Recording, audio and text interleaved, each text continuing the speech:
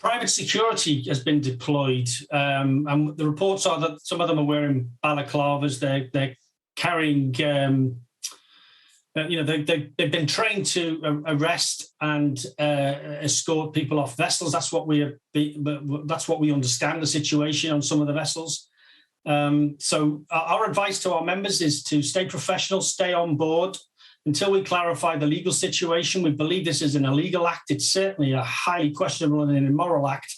I have been in this game 40 years. This industry can shock you on occasions. This is a new low for me in my experience. I'm absolutely stunned. My members are stunned. All my staff that I gathered together this morning to get a briefing and work out an action plan, everybody completely gobsmacked.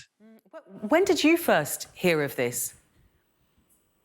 This morning, 9 o'clock. And 9 o'clock this morning. Did you hear the same way the rest of the world heard, or were you hearing from employees? Who sort of first told you? Our members were contacting the union, their officials in the union, to brief them about a notice that they'd received to tie the ships up and stand by for a company announcement. That's the first anybody had heard. Now, legal obligation to consult on redundancy, if that's what this is supposed to be, none of that has taken place. It's utterly shameful. And for those employees who, as we say, are now facing either the choice of whether to stay on board or to get off those boats, is there a concern that if they do step off the boats, they could effectively be locked out of their jobs and that they lose any leverage they might have had?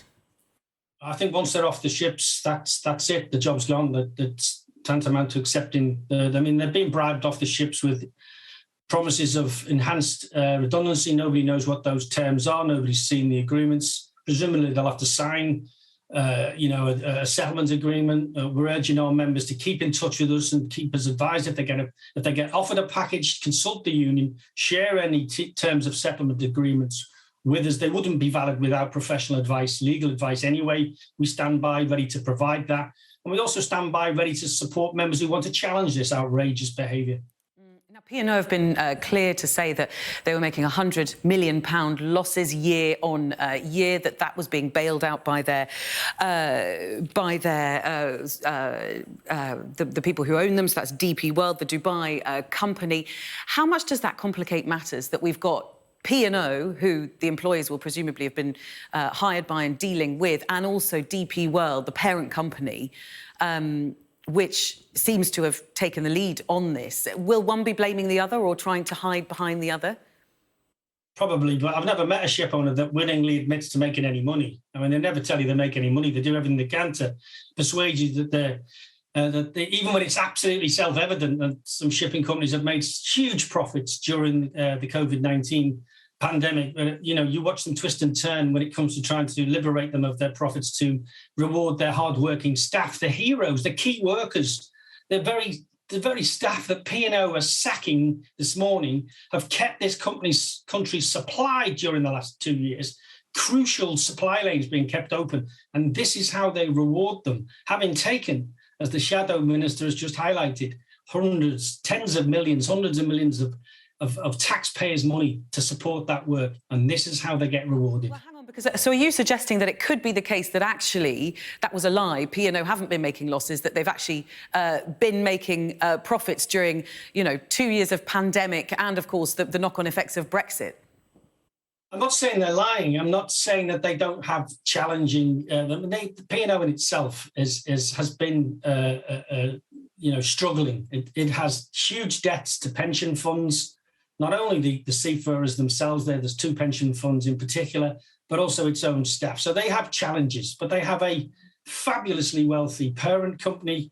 That company is in rude health. And I would have thought now was the time for them to get behind the company, support the company. Shipping has to be and is, it must be a long-term investment. People who are in it for a quick buck, we don't need them. We need people who are committed.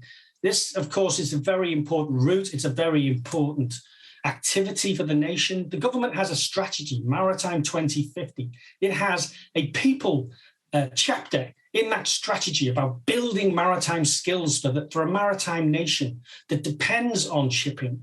And this has just blown a hole beneath the waterline. So I'm really hoping the government will get involved. It's pleasing to note from the previous interview that there is a meeting planned between the minister, the Secretary of State, I would hope, and the company to find out what the hell is going on. Yeah, I mean, a fifth of their workforce, you'll be defending your members in their dispute against that. Realistically, for those 800 who have now found themselves without jobs, what prospects do they have of finding, well, either a route back to their own job or finding some way out of this? I think a lot of them will just call it. The reason why there's a strategy, by the way, with a people element to the strategy to rejuvenate our maritime skills is we have decades of underinvestment in shipping skills. Now, that means that we have a very poor demographics for the maritime skills base in this country. A lot of our people will just call it a day. This is just one kick in the teeth too many, I'm afraid.